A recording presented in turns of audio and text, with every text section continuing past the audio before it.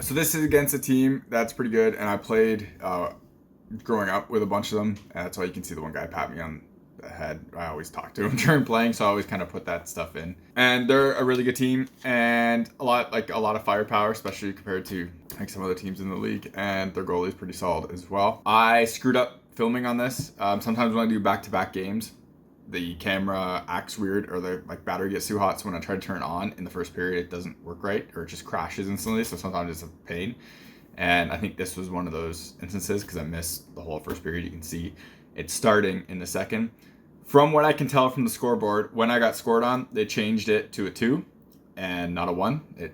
So I'm assuming I got it right based on that, and I let in a goal in the first period. I don't remember what it was, and this was again in February. It's now September. This video though does a really good example of showing you why I hate these pads, specifically because they're large and because of this knee block and everything. I didn't have this strapping solution totally figured out when I was using this game, but you can see on the 2 breakaways, specifically on the first one really bad, where I totally fall out the top and fall out of the knee block totally. So the pad's like sitting like this and my knee is on the ground because it came out. And it happens on the second breakaway too. It happens like really soon in this video, really quick in this video. So that's why I hate this pad. And it's only because of the sizing. If this was an XL, I could put this to here and then we'd have no problems. But because I have to pull the knee out, we have problems. So that's unfortunate, and that's why this set is disappointing to me and will be for sale. The second goal, but the first goal that you see in here. So the second goal, which is the first goal you see here, I make a nice save, a guy all alone in front. And when he goes for the rebound, I stretch. So I think my pad was kind of down like this, right? And then I stretch out, which raises my knee a little bit because I'm not the most flexible person ever, unfortunately. And I was just trying to cover more of the net because I thought after I made the first save, they're going to try to get it in the close post to him and get around my pad. Didn't, put it right back where it was, and unfortunately it goes right under my knee, which sucks, but it is what it is. And then the third goal and the second goal you see here is a guy on a breakaway, and I overcommitted on the first move and he slid it, made it, he has reach and he makes a decent move, but I just overcommit on that move and he puts it behind me, so my body my body momentum just pulls me that way, so it's disappointing. But overall it was a pretty good game. I was happy with myself. My team, this is a good team we're playing against and we're outmatched, but you could see the breakaways and that you don't want that. And they weren't that great defensively this game, unfortunately, but it is what it is and it's okay. So if you're buying hockey equipment and you want to support the channel, check out the links in the description. In the US, check out the links to Pure Hockey. In Canada, check out the links to Hockey Supremacy. If you click those links and make a purchase, I get a kickback from the sale. So anything that comes back from that comes right back into the channel, so I can make more content and doing real reviews and stuff. I got buy gear to do a lot of the tests for it, so that costs money and it would be greatly appreciated. Otherwise, if you want to support the channel without buying anything, check out links in the description to Patreon, buy me a coffee. Everything through there comes again back into the channel, so I can make more content and doing real reviews. Y'all ready